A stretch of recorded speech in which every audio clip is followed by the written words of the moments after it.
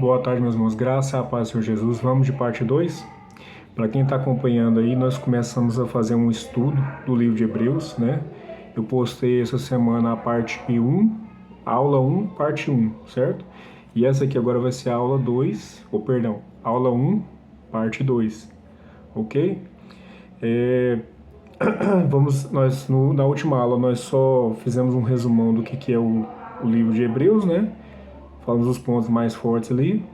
E agora nós vamos começar a ler o livro de Hebreus e estudar os seus capítulos, os seus versículos, as suas perícopes, ok?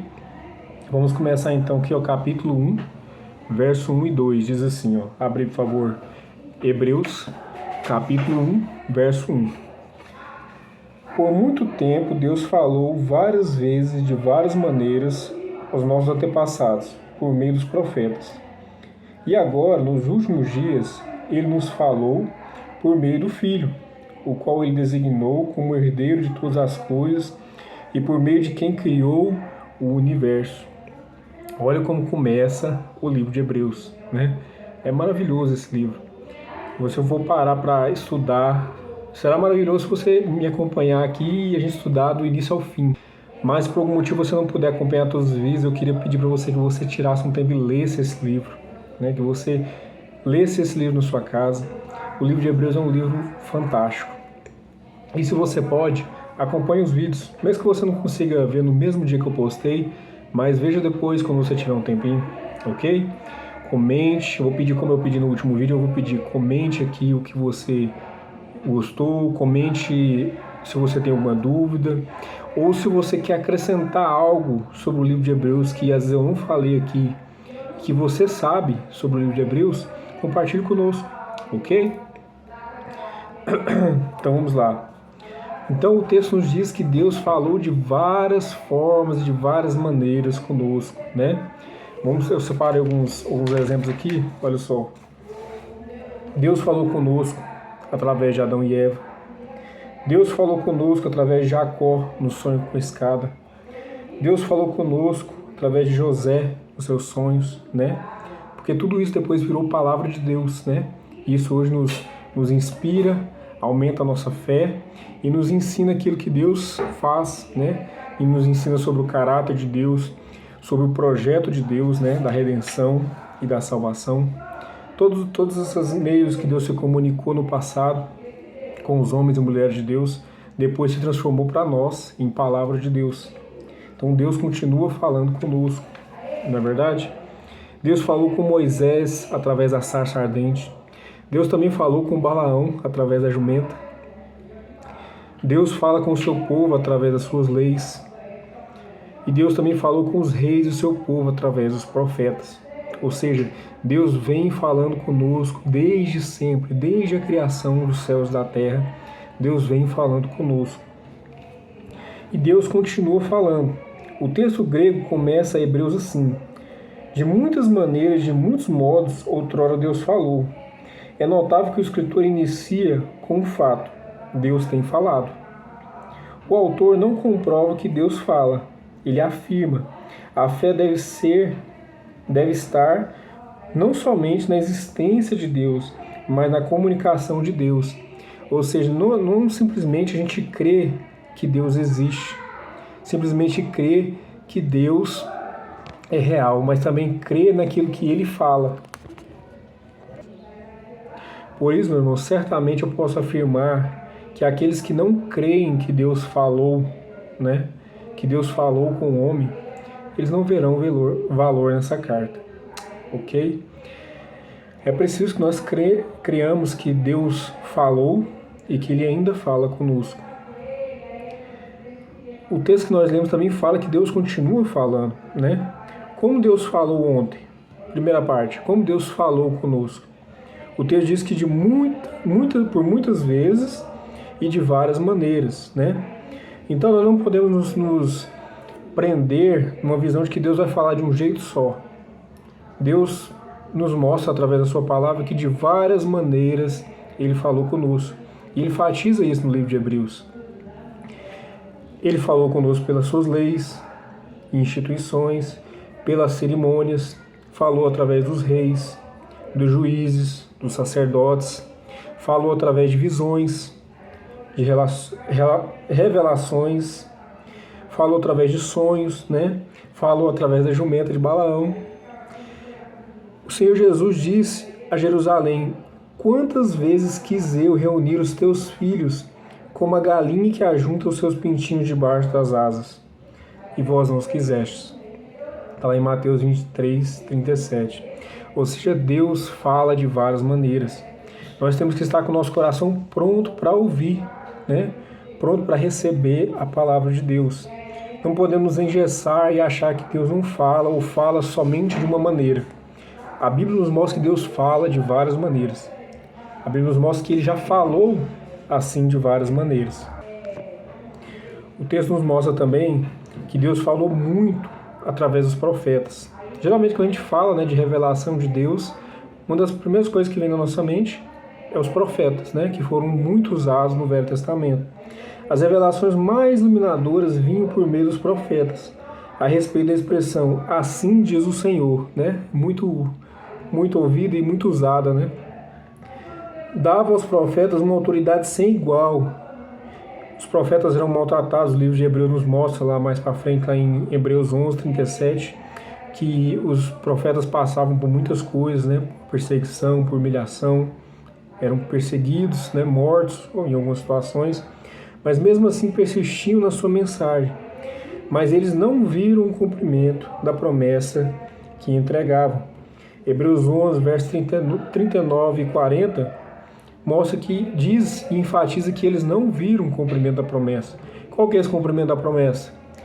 Desde sempre, desde Adão e Eva, até hoje, né? A palavra vem nos dizendo que Jesus veio, né? Na época dos profetas, que Jesus viria. E agora nós sabemos, através da palavra de Deus, que Jesus veio, né? E cumpriu o seu papel, cumpriu a obra que Deus planejou para ele, que era para morrer na cruz, para pagar o preço necessário pelo pecado da humanidade, né? Para que eu e você pudéssemos ser alcançados. Havia um preço que nós deveríamos pagar e nós não éramos capazes de pagar. E Jesus veio e pagou esse preço. O escrito de dívida que estava sobre mim e sobre você não há mais, porque Jesus pagou esse preço. Para Deus nos ensina que aquele que crê nessa obra, aquele que crê em Jesus, se arrepende, né, dos seus maus caminhos, entrega sua vida a Deus, né, e aceita Jesus como seu Senhor e Salvador, ele será salvo. E os profetas não puderam ver esse cumprimento, mas eles profetizaram e creram nessa promessa e foram salvos por causa disso, por crer nesse Salvador que viria. Amém? E como Deus fala hoje? Vamos ver agora. Olha só que maravilhoso, meus irmãos. Hebreus capítulo 1, verso 2 diz que agora Deus nos fala, nesse momento agora Deus nos fala, não mais através dos profetas, não mais através das formas que ele falava, mas agora ele fala conosco através do Filho, né? É através do Filho que Deus fala conosco. E nós vamos nos adentrar a esse assunto. Tem muita coisa para a gente ver aqui em relação ao Filho, né? Que é algo extraordinário, algo maravilhoso. Não tem como ver um simples trechinho. Tem muita coisa aqui para a gente estudar sobre isso. Nos últimos dias nos falou pelo Filho. Aquilo que foi falado outrora preparou o caminho para a comunicação mais importante de todas. Essas duas etapas da revelação divina correspondem ao Antigo e ao Novo Testamento. Últimos dias é uma tradução literal da frase hebraica que se utiliza no Antigo Testamento, no último final dos dias. A vinda do Messias dá início ao período da escatologia, o Filho, o fiador. No grego, a garantia, a certeza. Alguém que garante o cumprimento do contrato. Ou seja, lá no Velho Testamento nós vemos muitos sacrifícios, né, e coisas sendo feitas para suprir esse sacrifício que era necessário que Cristo fizesse. Mas não era suficiente. Nada daquilo era suficiente. Cristo veio para concretizar esse contrato. Através de Jesus Cristo foi finalizado e foi dado início ao fim dos tempos. Jesus veio, né, nos salvou, e agora nós estamos esperando que Ele volte para que nós possamos receber, né? Para nós possamos receber o quê? Receber a Ele, que nós possamos estar com Ele, que nós possamos desfrutar da presença dEle, de Deus Pai, né? Lá nos céus.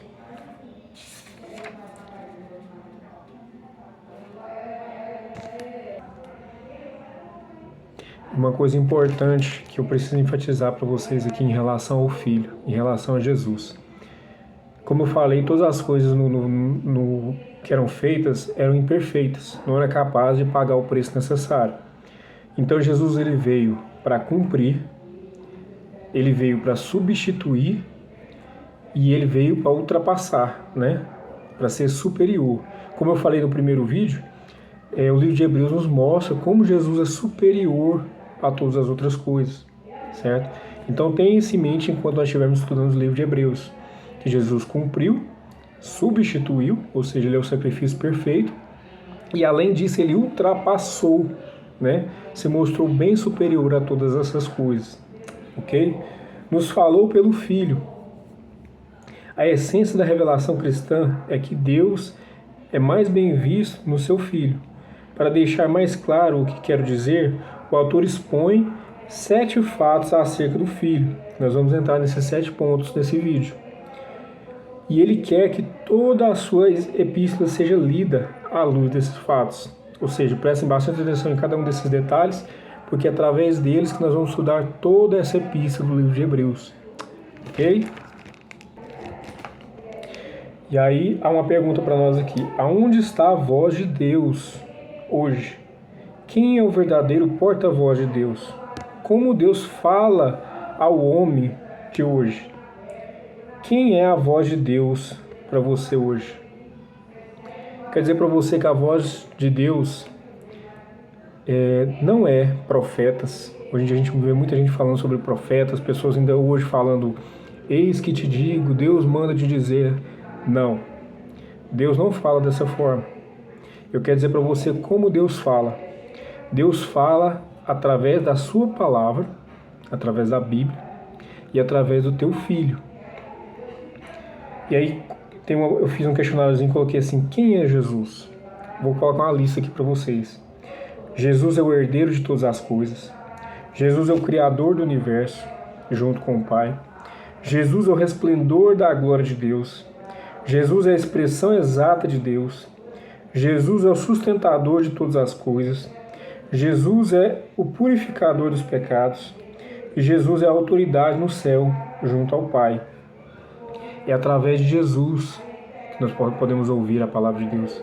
Jesus fez essa conexão. Vocês lembram, quando vocês estavam estudando a Bíblia, vocês foram ler ali os evangelhos, e é descrito, tanto lá no Velho Testamento, na criação, né, do tabernáculo, quanto no Novo Testamento, fala que havia um véu, né, um pano extremamente grosso. A forma como ele é descrito não é nada que nós conheçamos, que nós podemos ter dentro de casa ou algo assim. Era algo totalmente diferente, era um pano extremamente grosso. E esse pano separava o lugar santo do lugar santíssimo, né? Onde estava a Arca da Aliança e onde estaria ali a presença de Deus. E não era qualquer pessoa que poderia ter acesso. Mas depois que Jesus morreu na cruz, né? A palavra de Deus diz que esse véu se rasgou de cima para baixo. Sabe o que significa isso, meus irmãos?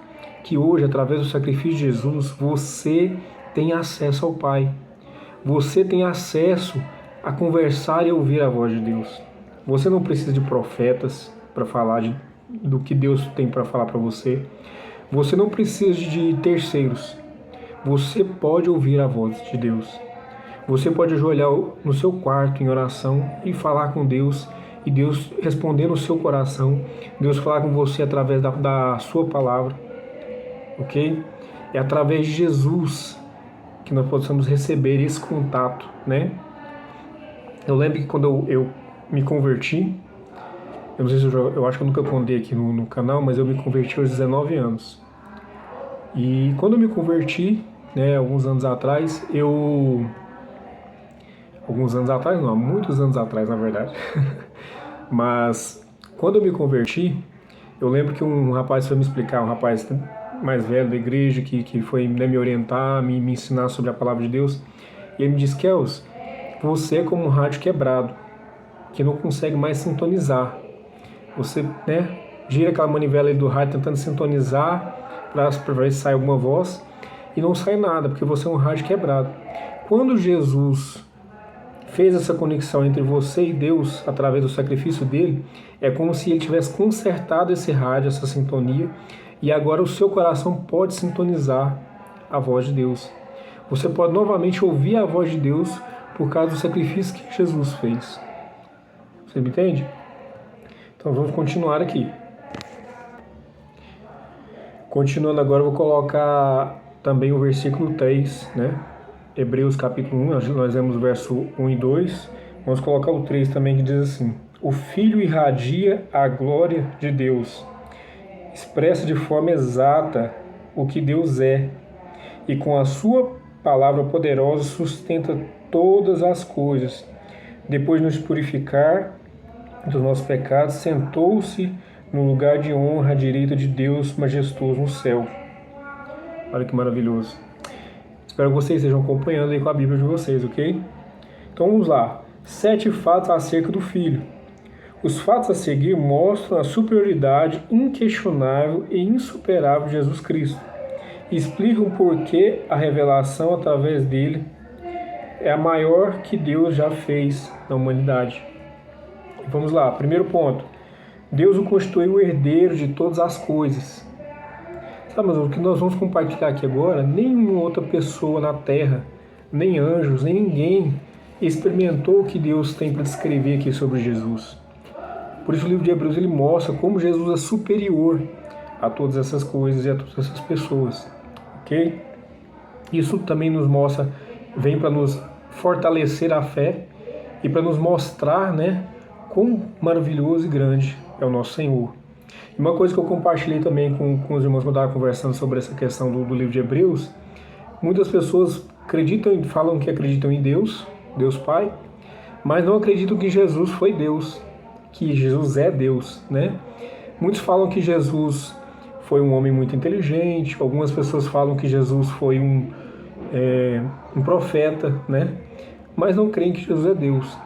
Se eles forem parar para estudar o livro de Hebreus é extremamente claro quão superior Jesus é sobre os profetas e sobre todas as pessoas. Superior até aos anjos. O livro mostra que Jesus é superior até aos anjos. Como pode a pessoa falar que Jesus é simplesmente um profeta? Amém? Vamos continuar aqui. Deus o constituiu herdeiro de todas as coisas. A palavra herança era usada para denominar a divisão de propriedades que um pai deixava aos seus filhos após a morte. Quando havia apenas um filho, havia apenas um herdeiro.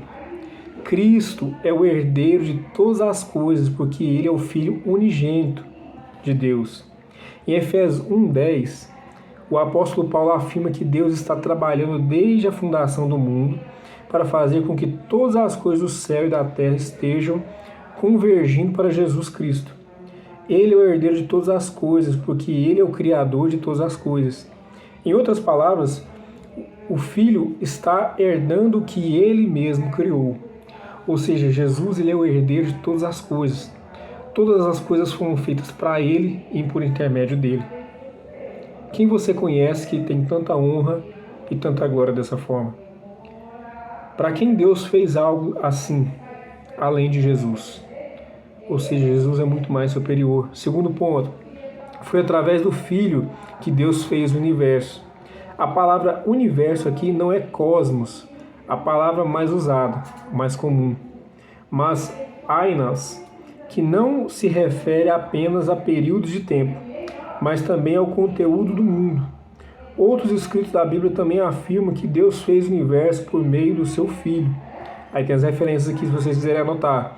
Provérbios 8, 27, do 27 ao 30, Jó, do capítulo 1, verso 3, Colossenses 1,16 e Apocalipse 3, 14, que afirma que Deus fala que fez o universo por meio do seu Filho. O Filho, ponto 3, o Filho é o resplendor da sua glória. da glória de Deus. Resplendor é a tradução de uma palavra que aparece somente aqui no Novo Testamento. É um sentido a emitir brilho intenso, como um sol irradiante nos seus raios mais fortes. O Filho possui um brilho que irradia a glória de Deus. Gutierrez comentou que era uma firme convicção entre os cristãos primitivos de que, de alguma maneira, a glória de Deus era vista numa vida humana. Aqui lembramos do Monte da Transfiguração, em Mateus 17, 2, né? Então a glória de Deus ela se manifesta no Filho. E aqueles que servem ao Filho manifestam a glória de Deus também. O Filho é a expressão exata de Deus. Talvez você perceba que, só um parênteses aqui, eu gravo os vídeos aqui em casa, eu tenho um filho de 4 anos, já vai fazer 5 agora em fevereiro. E às vezes ele entra aqui, né, para conversar comigo, e às vezes eu dou uma pausa rápida para poder responder ele. Eu prefiro assim porque deixar a porta fechada e ele batendo, né, eu acho ruim. Então eu prefiro dar um pause rápido no vídeo e falar com ele. Ele veio aqui agora com um tremendo pote de sorvete, querendo que eu enchesse o copo para ele. E ele já foi para lá. Vamos continuar aqui então. O Filho é a expressão exata do ser de Deus. Assim como a imagem é a inscrição de uma moeda correspondente exatamente ao padrão da matriz, o Filho de Deus é a mesma imagem do que Deus é. Expressão exata é tradução de caráter. De onde vem a nossa palavra caráter? Sinal gravado, traço peculiar do rosto, natureza particular de alguém. No mundo antigo, a palavra era usada para falar da expressão feita por um carimbo ou selo, ou seja, uma produção exata. O que o autor está dizendo é simples. Jesus Cristo é exatamente a mesma essência de Deus. Colossenses 1,15. Como disse Stanley Jones, Jesus é a melhor fotografia de Deus. Então, se você quer saber como é Deus, como é a essência de Deus, como é o caráter de Deus, você deve olhar para Jesus. Se você vê Jesus, se você conhece Jesus, você conhece a Deus. O Filho sustenta todas as coisas pela palavra do seu poder. O conceito de sustenta é bastante dinâmico, ou seja, não é apenas segurar por baixo, suportar, mas envolve movimentos. Cristo é quem faz com que todas as coisas sigam o seu curso determinado por Deus. Ele faz a história se movimentar. O Filho usa para sustentar todas as coisas a palavra do seu poder. A própria carta aos Hebreus declara: o universo foi formado pela palavra de Deus. Que eu falei no início. Vem, papai, vem. Como eu falei para vocês. Vem cá, meu filho. Não, vem aqui. O que, meu amor? Vem, Só um minuto. Como eu estava falando, eu fui ali rapidinho e voltei. Como eu estava falando, a palavra de Deus, né? A Bíblia, Gênesis, Apocalipse, esta é a palavra de Deus. Essa é a essência, né, do que nós recebemos de Deus. E Cristo trabalhou através dela. Você pode ver nos evangelhos que Cristo o tempo todo cita os escritos, né? Toda vez que ele vai falar, que ele vai, às vezes, debater com o fariseu, quando ele vai falar diretamente com Satanás, né? Quando ele estava sendo tentado no deserto, Deus ele usa a sua palavra, né? A sua palavra poderosa. E eu quero abrir um parêntese aqui para você que talvez esteja assistindo esse vídeo e talvez você ainda não tenha lido a... Hoje está um pouquinho difícil de gravar. Eu tive várias interrupções aí, agora foi o celular que travou total, eu tive que parar a gravação e limpar a memória, mas não vamos desistir, vamos esforçar aqui para postar esse vídeo hoje para vocês, ok? Onde que a gente parou? Eu tinha falado que eu ia abrir um parênteses, né? E qual que é o parênteses que eu quero abrir? Às vezes você não é cristão ainda, né? Às vezes você está começando a ouvir a palavra de Deus, às vezes é a primeira vez que você está ouvindo falar sobre Jesus, e eu quero te alertar algo. A palavra de Deus, que nós acreditamos que é inspirada por Deus, que é a palavra de Deus, até enfatizando o que nós estamos estudando aqui, a palavra de Deus é somente a Bíblia, somente e exclusivamente a palavra. Gênesis, Apocalipse. Se às vezes você tem às vezes uma Bíblia católica, você vai ver que tem alguns livros a mais, né? Eu sou cristão protestante, a minha Bíblia é a Bíblia conhecida como Bíblia evangélica, né? Então tem alguns livros na Bíblia católica que não tem na nossa Bíblia, que são conhecidos como livros apócrifos, que são livros que não são considerados como Bíblia, certo? Então, a Bíblia, ela é a única palavra de Deus que eu creio, que os homens e as mulheres de Deus creem, que é realmente inspirado por Deus, é a palavra. Não creio em profetas que profetizam e falam fora da Bíblia. Não creio em livros, né, livros escritos por pessoas hoje que falam que foi Deus que falou. E inclusive tem várias seitas e várias denominações aí que falam, que pregam Jesus, que pregam a Bíblia, mas eles falam, você tem que ler a Bíblia e também tem que ler o livro tal, porque senão você não é um bom cristão. Mais uma vez houve a interrupção aqui por conta do celular, mas já estamos no finalzinho, então eu vou insistir um pouco, espero que você tenha um pouquinho de paciência. E da próxima vez eu vou limpar a memória do celular um dia antes, para que não aconteça isso que eu prometi que postaria hoje, né? Eu vou fazer o possível para postar hoje. Então, vou continuar. Como eu falei, né? Nós cremos que só a palavra de Deus é escritura, né? Só as escrituras são palavras de Deus, só a Bíblia é a palavra de Deus. Nós não cremos que há palavra de Deus de outra forma. É a revelação que Jesus trouxe, né? Através de Deus, através da sua palavra, que Deus nos conectou, que Jesus nos conectou com Deus. E agora nós temos acesso livre a Deus através da sua palavra. Ok? Vamos continuar então. O Filho, ponto 6. O Filho fez a purificação dos pecados. Agora o autor passa dos atos cósmicos do Filho para as suas relações pessoais com a humanidade. E é o que ele destaca. O que ele destaca é a obra expiatória de Jesus Cristo na cruz. É justamente sobre isso que essa carta vai tratar detalhadamente nos capítulos seguintes. Ou seja, nós vamos falar muito no livro de Hebreus sobre o sacrifício de Jesus na cruz, né? Sobre a expiação que Jesus fez e o seu sacrifício perfeito. Ponto 7. O Filho está assentado à direita da majestade nas alturas. O último fato acerca do Filho mostra onde ele está hoje. Onde Jesus está hoje? Sentado à direita de Deus Pai, né? Lá nos céus, no seu lugar de direito, lugar que é duplamente honroso.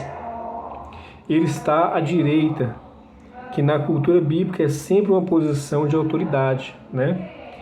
E segundo, ele está nas alturas. A Bíblia descreve Deus como o Altíssimo. O termo quer simplesmente nos informar que não há qualquer ser acima dele. Como eu falei para vocês no início do vídeo, desde do primeiro capítulo de Hebreus até o último, vai enfatizar a grandeza e a majestade de Jesus, né, acima de todos os outros.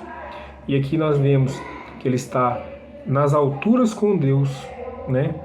E à direita de Deus Pai, que é um lugar de posição de honra e autoridade. Amém? E para concluir, deixamos que F.F. Bruce conclui essa lição dizendo: portanto, a grandeza do Filho de Deus recebe 7 configurações e parece que ele possui em si mesmo todas as qualidades para ser o mediador entre Deus e os homens, e o profeta através do qual Deus tem falado. Sua palavra final aos homens e o sacerdote que tem levado a cabo uma tarefa perfeita de purificação dos pecados ao seu povo. E o rei que se assenta entronizado no lugar de honra principal, ao lado da majestade nas alturas. Isso está escrito em La Epístola a los Hebreus, Nova Criação, página 8, Buenos Aires. Ok? Espero que você tenha gostado desse vídeo, espero que você tenha aprendido algo, né? Espero que eu tenha conseguido passar aqui um pouquinho do que eu tenho aprendido da minha igreja, da minha comunidade cristã. E queria que você deixasse nos comentários o que você achou, né? Queria que você falasse aquilo que você gostou, queria que você fizesse perguntas, né? E se você quiser também pode entrar em contato comigo e compartilhar. E o Rafael está aqui, como eu disse no meio do vídeo, para participar, para mostrar o brinquedo que ele ganhou de Natal. Amém? Dá um beijinho no papai. Obrigado, meus irmãos. Até a próxima.